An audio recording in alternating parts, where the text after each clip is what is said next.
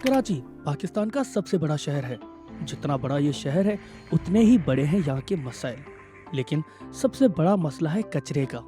16,500 ton रोज ये शहर कचरा पैदा करता है। लेकिन इस अहम मसले के हल के लिए कदम उठाया टीयर फंड ने। मेरा नाम सैयद जुनैद बशीर है और मैं टीयर फंड में as a stakeholder and community engagement coordinator के तौर पे काम कर रहा हूँ। Tear Fund Sindh solid waste management board के साथ मिलकर काम कर रही है, जिनका मकसद इस कचरे से छुटकारा नहीं बल्कि इसी कचरे को रिसाइकल करके करामती बनाना है।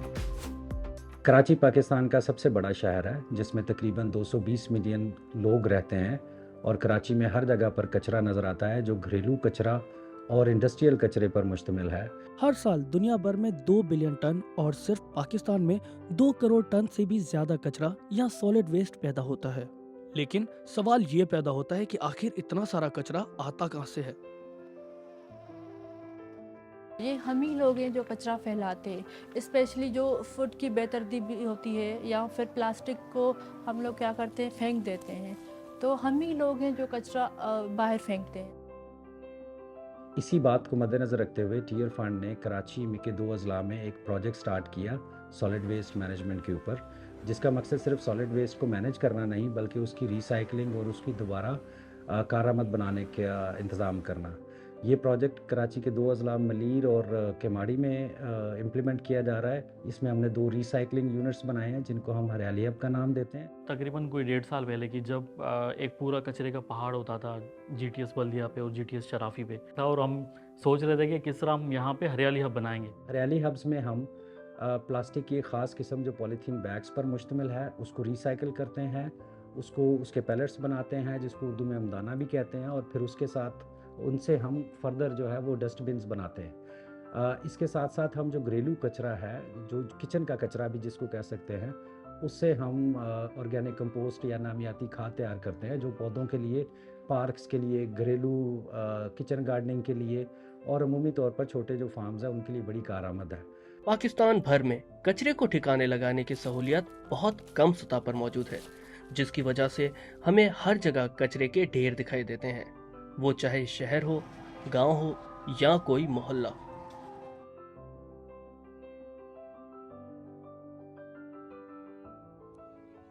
आपको पता है कराची का जो एनवायरनमेंट है, यहाँ पे कचरे के हवाले से बहुत सारे प्रॉब्लम्स हैं लोग फेस करते हैं। जो पैसिफिक में सबसे बड़ी लैंडफिल दुनिया की लैंडफिल साइट है और वहाँ पे जितना जो भी फिशेस वगैरह हैं, जो कचरा उनसे प्लास्टिक से पोल्यूट होता है, देन फिर वही जो कंजप्शन हम करते हैं फिशेस की या जो भी जितनी भी फ़िश इंडस्ट्रीज़ वगैरह हैं, तो अल्टीमेटली ये नुकसान इन्वायरमेंट का है ही है, इंसानों का है ही है। लेकिन जो मेरीन लाइफ पे सबसे ज़्यादा है वो बहुत बड़ा इन्वायरमेंट पे भी इसका इम्पैक्ट है। एक टाइम यह आएगा कि कचरे बिल्डिंग के जितने इतने ऊपर हो जाएंगे कि मतलब लोगों का ज़िंदा रहना, सांस लेना बहुत मुश्किल हो जाएगा कराची वगैरह में। जो इतनी पॉल्यूशन कराची में हो रही है और इस हिसाब से हमें वेस्ट मैनेजमेंट के ऊपर भी जैसे थोड़ा हमें अपना उस तरफ ध्यान करना चाहिए। जो हम सिटीजन्स हैं, हमारे क्या राइट्स हैं, जैसे हम देखते हैं कितना रोज़ का, मतलब अगर हम इस एरिया की बात करें, सदर से 1000 टन के करीब जो है समझे वेस्ट निकल रहा है। हम इतना वेस्ट जो है बीइंग सिटीजन्स इतना प्रोड्यूस कर रहे हैं। दुनिया भर में कचरे को ठिकाने लगाने के 3 अहम तरीकों पर अमल किया जाता है। पहला और सबसे ज्यादा इस्तेमाल होने वाला तरीका है लैंड फिलिंग। इस तरीकेकार में शहरी आबादी से दूर किसी वसी और अरीज जगह का इंतखाब किया जाता है, जहां पर एक बहुत बड़ा गड्ढा खोदकर कचरे को तह दर तह दफन किया जाता है। फर्स्टली जो रॉन्ग प्रैक्टिसेस में जो सबसे टॉप पे है वो ये है कि ओपन डंपिंग। फिर ऐसे ही एक तरीका है इंसिनरेशन, यानी कूड़े को आग लगाना। इस अमल में कचरे को खुली फिजा में आग लगाई जाती है, पर ऐसा करने से फिजा में कई किस्म की खतरनाक और जहरीली गैसों का इखराज होता है जो इंसानी सेहत के लिए बहुत खतरनाक है। हमने पहले तो लोगों को बताया कि यार ये कचरा आप गली मोहल्ले में ना फेंकें और ख़ाली जगहों में भी ना फेंकें या उसको ना जलाएं। कचरा जलता है तो हमारी ह्यूमन हेल्थ के ऊपर इम्पैक्ट्स आते हैं। से जो धुआं निकलता है वो बच्चों के लिए या सभी लोगों के लिए बहुत सारा मसला पैदा करता है, जिससे इन्फेक्शन हो जाता है, आंखें ख़राब हो जाती हैं। तो ये लोगों को समझना जो बहुत ज़रूरी है। हमारा जो क्लाइमेट है वो उससे काफ़ी ज़्यादा इम्पैक्ट होता है, इन्वायरमेंटल पोल्यूशंस होती है धुएँ से।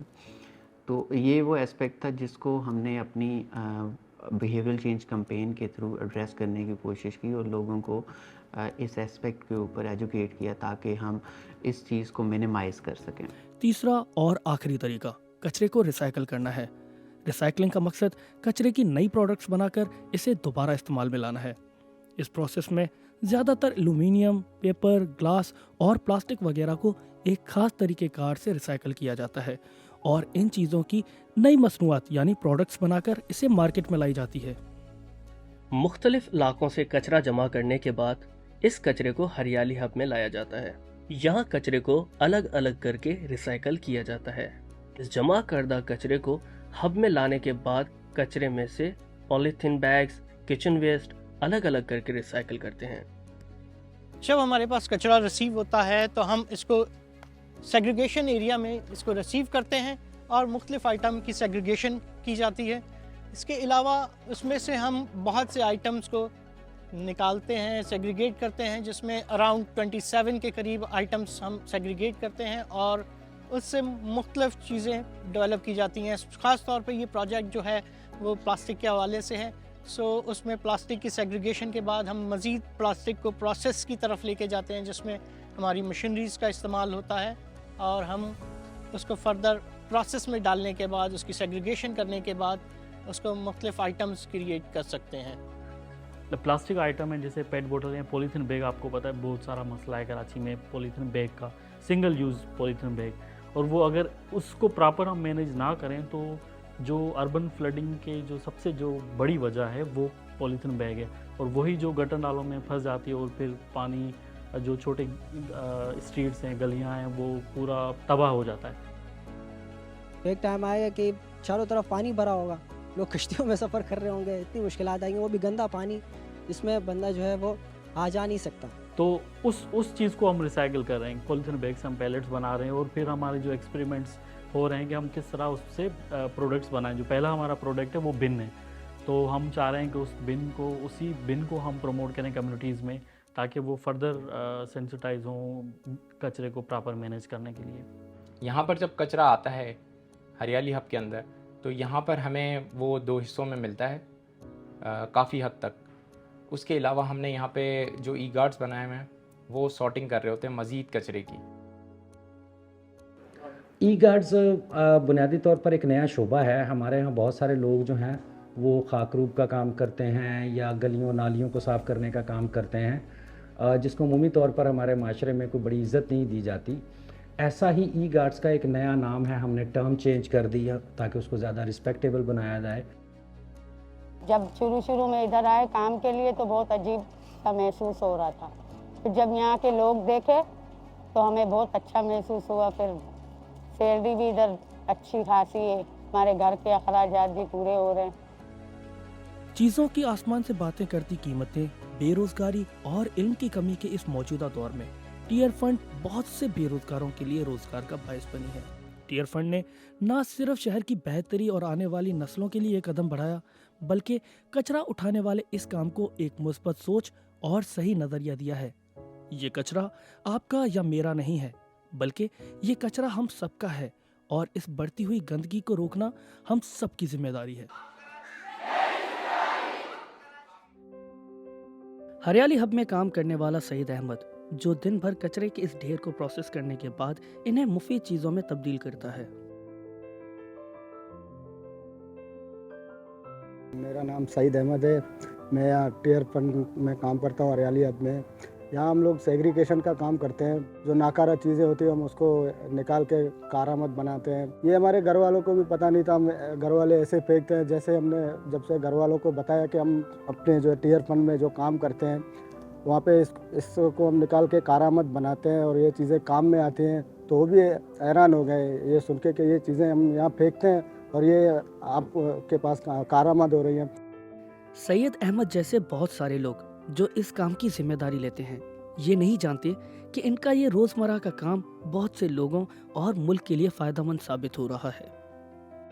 अगर ये काम मैं अपने ऊपर हम बाहर कर रहे होते तो लोग हमें अजीब से नज़रों से कचरे का काम कर रहे हैं, ये कर रहे हैं, वो कर रहे हैं, लेकिन यहाँ हम फ़ख्र महसूस करते हैं कि ये कचरे का काम भी हम साफ़ सुथरे तरीके से कर रहे हैं। हर चीज़ का हमारे ख्याल रखा जाता है, वर्दियों का, शूज़ वगैरह सब कुछ हमें दिया जाता है। तो हम कचरे के काम को भी हम अच्छी तरीके से कर रहे हैं। तो यहाँ हमारा एक टाइम टेबल है, ड्यूटी टाइमिंग है, बाकायदा 9 बजे हम लोग आते हैं, हमें टाइम पे चाय भी मिलती है और लंच का भी टाइम है। 5 बजे हमारी 8 घंटे ड्यूटी है और हम 5 बजे हमें छुट्टी दी जाती है। जगह जगह देखे जाने वाले ये कचरे के ढेर न सिर्फ हमारी सेहत के लिए जानलेवा साबित होते हैं, बल्कि आबो हवा में भी एक गहरा असर छोड़ते हैं। हम बेसिकली जो वेस्ट है उसको जब हम रिसाइकल करते हैं तो उससे 2 प्रोडक्ट्स हम डेवलप करते हैं। एक होती है खाद जो बिल्कुल ऑर्गेनिक होती है, केमिकल से फ्री, और एक हम जो है बेसिकली प्लास्टिक को रिसाइकल करके जो पैलेट्स बनाते हैं उससे अब हमने डस्टबिन्स बनाना शुरू किए, डस्टबिन्स और फ्लावर पॉट। हरियाली हब में रिसाइकलिंग का प्रोसेस शुरू होता है SSWMB ट्रक ड्राइवर से, जो घर घर से कचरा उठाने के बाद उसे साइट पर लाते हैं, जहां मौजूद ई-गार्ड्स इस गीले और खुश्क कचरे को अलग अलग करते हैं, जिसके बाद शुरू होता है रिसाइकलिंग का प्रोसेस। हरियाली हब में हमारे पास जो कचरे की कैपेसिटी है वो है 12 टन। 12 टन डेली का हम यहाँ पर जो है वो रिसाइकल भी कर सकते हैं, उसे सॉर्टिंग भी कर सकते हैं और उसे कंपोज भी बना सकते हैं। अब तक जो आ रहा है वो उससे थोड़ा कम है, लेकिन फिर भी हम जो है वो काफ़ी हद तक उसे अचीव करने में कामयाब हो चुके हैं। इसके अलावा प्लास्टिक में भी सबसे ख़तरनाक और सबसे ज़्यादा चीज़ जो आती है वो आती है रैपर्स और शॉपर्स। सो हमने शॉपर्स के लिए एक प्लास्टिक रिसाइकल प्लांट लगाया। शुरू में बड़ी मुश्किलात हुई क्योंकि उसकी क्वांटिटी बहुत ज़्यादा आ रही थी और उसमें मिक्स मटेरियल था, उसके अंदर मतलब बहुत ज़्यादा वो गीला होता था। तो इसके लिए हमने जो है कुछ लोग रखे जिन्हें पहले से नॉलेज हो कि ये कैसे होगा। तो उन्होंने हमें बताया कि भाई ये जो जितनी भी शॉपर्स हैं पहले हमने वो उनसे अलग की, एक्सट्रैक्ट किया वेस्ट से, फिर उसके बाद हमने सुखाने के बाद उसे क्रश किया, क्रश करने के बाद उसे वॉश किया, वॉशिंग लाइन लगाई 2-2 ताकि वो अच्छे से वॉश हो जाए। उसके बाद स्क्यूज़र में उसे खुश्क किया। जब वो 100% खुश्क हो गया तो उसे ग्रैनुलर मशीन में डाला गया प्लास्टिक को और उससे प्लास्टिक पैलेट बनाए गए। जो प्लास्टिक पैलेट ये बने, ये अब हम किसी तरह भी रीयूजेबल बना सकते हैं उसे, मतलब वो हमें डस्टबिन बना सकते हैं, ईच एंड एवरीथिंग, कोई भी प्लास्टिक का कोई भी चीज़ बनाना चाहे तो वो प्लास्टिक पैलेट से हम बना सकते हैं। अभी तो बहुत सारी चीज़ें ऐसी भी हैं कि आप अपने घरों पे जो है वो किचन का जितना कचरा है वो आप यूज़ कर सकते हैं, उसे दोबारा से मतलब बना के कंपोज बना के किचन गार्डनिंग के लिए यूज़ कर सकते हैं। सुबह 7 बजे हमारी ड्यूटी शुरू हो जाती है, 7:15 बजे तक हम एरिया में पहुंच जाते हैं डोर टू डोर कनेक्शन के लिए। तो वहाँ पे अल्लाह आपको नेकी दे, कुछ घर हैं ऐसे कि जो हमें गीला सूखा कचरा अलग देते हैं, जैसे कि हमारी गाड़ियों में पार्टीशन बनी हुई है अलग कचरे की, सूखे की और गीले की। कुछ घर वाले हैं जो मिक्स करके दे देते हैं गीला सूखा, वो बोलते हैं। और बाकी हमारा 24 मार्केट वाला एरिया लगता है बल्दिया में और UC8 में हमारे पास 4 वार्ड है, हर वार्ड में एक गाड़ी होती है, उस वार्ड के हिसाब से हम काम करते हैं। पहला ट्रिप हमारा 11 बजे तक लग जाता है डोर टू डोर का, दूसरे ट्रिप में हमें 2:30 या 2 बज जाते हैं। कचरे से ही बनने वाले प्लास्टिक के ये कूड़ेदान लोगों के घरों में दिए जाते हैं ताकि लोग कचरा इधर उधर फेंकने के बजाय सही तरीके से घर में ही कचरे को अलग अलग करके रख सकें। और लोगों का ये किया जाने वाला अमल उनके घरों और इर्द गिर्द के माहौल को बेहतर बना रहा है। तो आते हैं, रोज आते हैं। हाँ, बेल जैसे इनके हारन बजता है तो हमारी बाल्टियाँ हम लोग रख देते हैं और ये लेके जाते हैं। ये कि सफाई रहती है, इलाका भी साफ सुथरा रहता है। पहले जैसे गंदगी होती थी, कचरो घर में पड़े होते थे, हम फिर इतना दूर दूर लेके जाकर फेंको या फिर कोई फेंकने वाला नहीं मिलता था तो वो मजबूरी वो घर में फिर गंदगी होती थी, इलाके में बाहर यूँ फेंक देते थे, गंदगी होती। अभी माशाल्लाह साफ सुथरा रहता है, अच्छा रहता है। कचरे को मैनेज करना बहुत बड़ा काम है और जो हरियाली हब पे हम कचरे को रिसाइकिल करने की कोशिश कर रहे हैं, हम सोच रहे हैं कि इसको इस बात को, इस प्रोजेक्ट को आगे लोगों में बताएं, लोगों को सेंसिटाइज करें कि किस तरह आप अपने वेस्ट को मैनेज कर सकते हैं। और ये किसी एक बंदे का काम नहीं है, ये किसी एक ऑर्गेनाइजेशन का काम नहीं है, ये हम सबको मिलके काम करना पड़ेगा। जितने भी लोग हैं, जितने डिपार्टमेंट्स हैं, जितने गवर्नमेंट का स्ट्रक्चर है, हम सबको मिलके अगर इस कचरे को प्रॉपर मैनेज नहीं करेंगे तो ये हमारी ज़िंदगी में और ज़्यादा मसाइल पैदा करता रहेगा।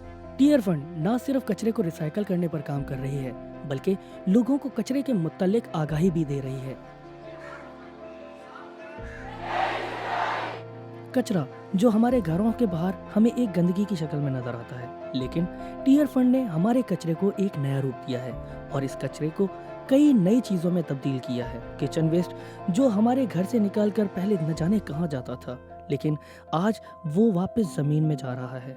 इस वेस्ट से निकलता हुआ ऑर्गेनिक कंपोस्ट अब हमारे गार्डन में फूलों को खुशबू और ताजगी दे रहा है।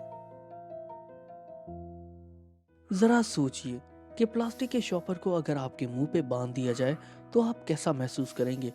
बिल्कुल वैसी ही घुटन हमारी जमीन महसूस करती है जब हम प्लास्टिक का बेतरतीबी से इस्तेमाल करते हैं। प्लास्टिक जो है सबसे बड़ी इनोवेशन है। देखा जाए तो बहुत आसानी है, आप कहीं भी जाते हैं, आपको जितनी भी मार्केट में चीज़ें मिलती हैं वो इजीली आप कैरी कर सकते हैं, लेकिन लोगों को ये नहीं पता कि वो कितना पॉइजनस है, कितना हैज़ार्डियस है उनकी सेहत के लिए। सिंगल यूज प्लास्टिक से भरा हुआ आज हमें शहर का हर कोना कोना नजर आता है, जो हमारे माहौल को तेजी से आलूदा करने में कोई कसर नहीं छोड़ रहा। और इसी आलूदगी की रोकथाम के लिए प्लास्टिक को रिसाइकिल करने और लोगों को कचरे के मुतल्लिक नजरिया तब्दील करने में टीयर फंड बढ़ चढ़कर काम करती हुई नजर आ रही है। मेरा नाम इकरा है। मैं टीयर फंड में 2021 में सोशल मोबिलाइज़र काम कर रही हूँ। हमने पहले मोबिलाइजेशन की हुई कम्युनिटीज़ में हम डोर टू डोर सेशन करते थे, लोगों को बताते थे कि कचरे से हमें क्या नुकसानात हैं, क्या फ़ायदे हैं और कचरे को किस तरह से रिसाइकिल किया जाता है। एक विजुअल तरीके से उनको हमने समझाया और बताया कि इस तरह से हम आपको जो है कचरा अलग अलग करना है, गीला कचरा अलग करना है और खुश्क कचरा अलग करना है। एक हमने ब्रोशर बनवाए और स्टिकर्स बनवाए, कम्युनिटीज़ में वो डिस्ट्रीब्यूट किए और उनको बताया कि आपको कचरा किस तरह से अलग अलग करना है और इस तरह आप करेंगे तो उससे आपको क्या फ़ायदे हासिल हो सकते हैं और कचरे से हमें क्या नुकसानात हैं, हमारी जानों को क्या नुकसानात हैं। जो हमने देखा कि काफ़ी जो चैलेंजेस उसमें ये आए कि जो लोग हमें मिले वहाँ पे उन्होंने कुछ ने तो कहा कि हाँ हमें पता है, कुछ ने कहा कि नहीं आप लोग क्या करते हैं, यहाँ पे कोई काम होता नहीं है, क्योंकि वो सारा बर्डन कहते हैं कि ये तो हुकूमत का काम है, ये तो उनको करना चाहिए, हमें नहीं, हमारा काम नहीं है। लेकिन काफ़ी सारी हमारी कोशिशों के बाद उन्होंने हमारी बात को समझा, हमारी बात को सुना और हमें फिर अच्छा रिस्पांस दिया। तो सफाई के लिहाज से ओरिएंट ग्रामर एकेडमी भी जो है वो अपना एक रोल प्ले कर रहा है और बच्चों को रोज़ाना की बुनियादों के ऊपर इस बात तरबियत दी जाती है कि आपने किस तरीके से जो है वो अपनी डेली लाइफ के अंदर आपने जगह जगह कचरा नहीं फेंकना। पहले हम लोग यहाँ पर खेलते थे, अब कचरे की वजह से हम लोग यहाँ पर खेल भी नहीं सकते। यहाँ पर पहले ग्राउंड था, यहाँ पर लोगों ने कचरा फेंका, पानी फेंका, पूरा नाला बना दिया। वो बिल्लियाँ यहाँ पर हम तक खाती आए और फैलती आए। पहले गाड़ी वाले नहीं थे, हम लोग कचरे उठा के जाके फेंक देते हैं। अभी यकीन का गाड़ी वाले आ रहे, इसमें सही हो गया कि गाड़ी आ रहे कचरे उठा के लेके जा रहे। हम सब इस आलूदगी से छुटकारा चाहते हैं और एक बेहतर और सेहतमंद मुस्तकबिल का ख्वाब देखते हैं। टीयर फंड कई तरीकों से आगाही दे रही है, जिसमें से एक तरीका स्क्रीनिंग है। इस तरीकेकार में लोगों को दिलचस्प वीडियोस दिखाई जाती हैं, जिससे लोग बआसानी गीले और सूखे कचरे के इस्तेमाल के बारे में सीख पाते हैं। स्कूल में हमने सेशंस इसलिए किए क्योंकि बच्चे जो हैं हमारा मुस्तकबिल हैं, तो हमने उनके साथ भी काफ़ी सारे सेशंस किए। हमने उनको बताया कि आप हमारे मुस्तकबिल हैं, आप इन चीज़ों से आप जो है मज़ीद जाके हमारा मैसेज आगे जाके कन्वे करेंगे, फॉरवर्ड करेंगे। तो उन्होंने भी बहुत अच्छा रिस्पांस दिया हमें। स्कूल की मैनेजमेंट ने बहुत अच्छा हमसे कोऑपरेट किया, हमें बहुत अच्छा रिस्पांस दिया। तो जो स्टार्टिंग में हमें जो चैलेंजेस आए वो इस तरह था कि आपको पता है कि कराची की जो पॉपुलेशन है या जो कम्युनिटी है वो बहुत ही डिफरेंट है रूरल कम्युनिटी के बनस्बत। तो अगर कोई भी दरवाज़ा हम नॉक कर दें तो वो उनके जहन में हज़ारों सवाल आते हैं कि यार ये कौन है। अगर वो पहचानते भी लोग हैं तो उनकी आइडेंटिटी क्या है, वो कहाँ से आए हैं। तो ये बहुत ही बड़ा मसला था मोबिलाइजेशन टीम के लिए कि लोगों तक वो डायरेक्ट अपना मैसेज पहुंचा लें। ये जितनी काविशें हमने की, मेहनत की है, कम्युनिटी सेशन करवाए, स्कूल के अंदर सेशन करवाए और थिएटर परफॉर्मेंस करवाए, स्क्रीनिंग करवाई। इससे ये फ़ायदा हुआ कि अभी काफ़ी जो है लोग इस चीज़ से अवेयर हो चुके हैं, वो अभी हमारे साथ कोऑपरेट करते हैं, काम करने के लिए तैयार भी हैं। ये ना सोचें कि ये हुकूमत का काम है या किसी और का काम है, ये मेरा अपना काम है और ये सोच के हम इसको आगे अगर लेके चलें तो ये बहुत जल्द साफ़ सुथरा माहौल हमें मिल जाएगा। क्योंकि आप जिस गली से गुजरेंगे आपको कचरा ये सब कुछ मिलेगा। हम लोग इस इंतज़ार में होते हैं कि कोई बाहर से आए, कोई बाहर से कोई कुव्वत आए, कोई इदारा आए, कोई गवर्नमेंट का बंदा आए, वो आके काम करे। ये उनकी ज़िम्मेदारी नहीं है, ये मेरी ज़िम्मेदारी भी है। मेरे मोहल्ले में रहने वालों की ज़िम्मेदारी है, मेरे शहर के लोगों की ज़िम्मेदारी है। हम इसको अगर मिल के काम करें, इसको टाइम लगेगा, एक कदम अच्छा उठाया है टीयर फंड ने, तो हम इसको आगे लेके चलें। टीयर फंड की टीम स्कूल्स में भी कचरे को सही तरह से ठिकाने लगाने की तालीम दे रही है, जिसमें मुख्तलिफ एक्टिविटीज़ और गेम्स के जरिए तुलबा को सिखाया जाता है।